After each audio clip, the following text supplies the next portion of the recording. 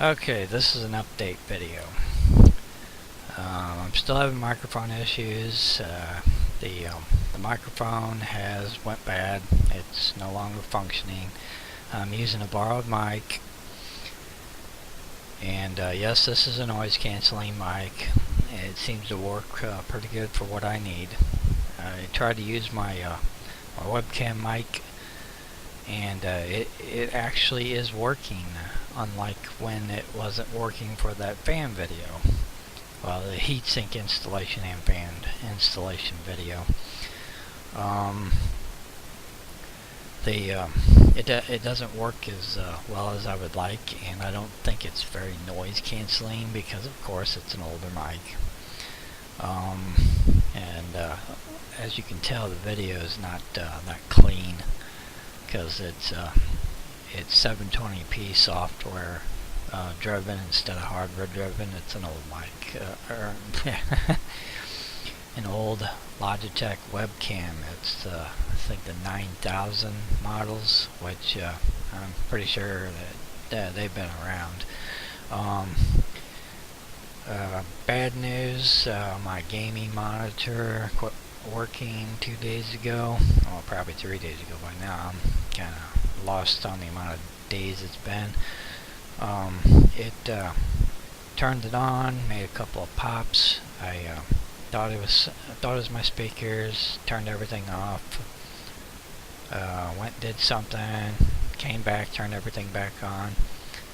Monitor was still working. Went and made some breakfast and came back. And when I was just sitting down to eat, the monitor just starts popping like a capacitor, one right after the other, and you can hear electrical stuff going on the inside of it too. And a puff of black smoke came up through the top vent. So I went ahead and looked on to eBay, and I found that there's a couple of vendors that sell replacement capacitors, so apparently it's a common problem with that monitor. By the way, the monitor is a Samsung 2493HM, and it's 24-inch 16 by 10 with built-in speakers, analog input, VGA, DVI, HDMI, and headphone jack, and I think either a line in or line out, something like that. I can't really remember. But years ago, I bought that when the U.S. government put out the stimulus checks to boost the economy after what happened in 2008, and I bought it sometime around then, and it cost me $600. So naturally, I want to fix it. This backup monitor that I bought several years ago. It's an Asus. It's the BW246H. It's besides 16 by 10, it's a 16 by 9 instead. Besides that, everything else is the same. It's got the same ports on it and speakers. The only other difference is that the other monitor had touch for buttons to adjust the controls for the monitor and to power it on and off, besides the rocker switch in the back. This one has buttons instead of touch. That did go out on the other monitor at one point, and I had to send it in for a warranty repair. But this is basically just what's going on. I got two sound cards with the analog. The analog is totally dead. The other one, partially analog works. The microphone input don't work anymore on it, but they're two Creator sound cards, and I hope at some point I'll be able to get it repaired, or not repaired, but replaced. The other issues that besides that, the other issues is dealing with health issues and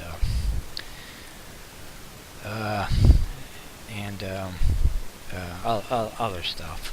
But I will be getting other videos up as soon as I possibly can, and I'll be trying to do it while I've got this borrowed. I'm still going to get that PCSX2 emulator how-to up, along with some other how-tos. And I know you're all been waiting for the nuke how-to for displacement on the stereo conversions. Been recently looking at videos on that, and it's a little complicated. I'm going to try and uncomplicate it for you. I'm gonna also upload some videos with in Stereo 3D, so you can have a look at that if you're interested in 3D gaming. The only other major issues that I'm having is with NVIDIA, and the driver support is driving me nuts. They recently changed the CUDA support, and that's all messed up now, because now there's two different drivers, and my stuff only works on the old driver, and of course the new stuff works with the newer cards and doesn't work with the older cards. I've also noticed that the 3D Vision driver is a piece of junk now. I don't know what in the world NVIDIA is thinking, but it's not working as well as it should.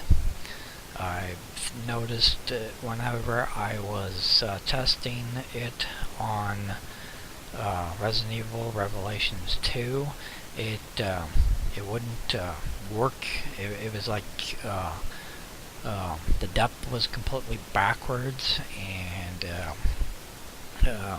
the only way I was able to fix that was to adjust the controls, or not the controls, but adjust the view on that, and it still didn't work out too well. But when I went to use the IZ3D driver, that worked. I was able to get it to function pretty good. It's not perfect, but it works, because there is no profile for that game yet. Once I get that squared away, I'll be putting that up, and there's a few other videos that I wanted to put up too. So that's what is what, folks. If you like my channel, subscribe, thumbs up, comment, and as always, thanks for watching.